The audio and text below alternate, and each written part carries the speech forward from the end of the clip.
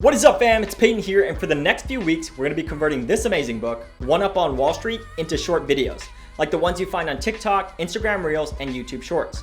The goal is to cover the major topics in each chapter and get to the trunk of his argument, and make us better investors. So if you're wanting to get into investing in the stock market, but you lack the confidence or have no clue where to start, heck, if you haven't read this book before, this book series is for you. Let's get started. First is the introduction. The trunk of his argument in this section is this: invest in what you know and don't overcomplicate things. A lot of times, if you keep your eyes and your ears open to the products your kids, your friends, and your significant others are using, you can get ahead of the pack due to the red tape and bureaucracy of quote unquote the professional investors on Wall Street have to face. More on that when we cover chapter 2. The investment that can make you thousands or even millions of dollars is in your backyard right now. And in the modern age, it might be on your favorite forum or website. Which brings me to this next point. Invest in what you know.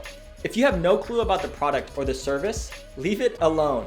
If 2020, 2021 has taught us anything, it shows us that we'll invest with our hard-earned money in a company with little to no knowledge about the business or the products just because someone told us to do it, aka Wall Street bets, Dogecoin, and Twitter, and to the moon.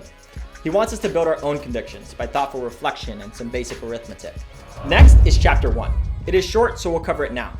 The point he is trying to make in this chapter is investing in the stock market is more of an art than a science. You don't have to take high-end calculus or statistics to be a good investor. All you really need is the 4th grade math and a passion to read about businesses that you find interesting. He also mentions if you don't want to do all that qualitative and quantitative research, it actually might be better for you to invest in mutual funds or index funds. And nothing is wrong with that, honestly. Personally, I like index funds due to less fees and you can kind of set it and forget it. I'll put a link in the description below on a course I curated on BingeLearn if you want to learn more about the two, mutual funds and index funds. But that was really it when it came to chapter 1. I hope you all enjoyed this quick summary of the introduction and chapter 1. If you love what I'm doing here, give it a like. If you want to watch chapter 2 and beyond, subscribe. As always, I love you and I believe in you. Peace.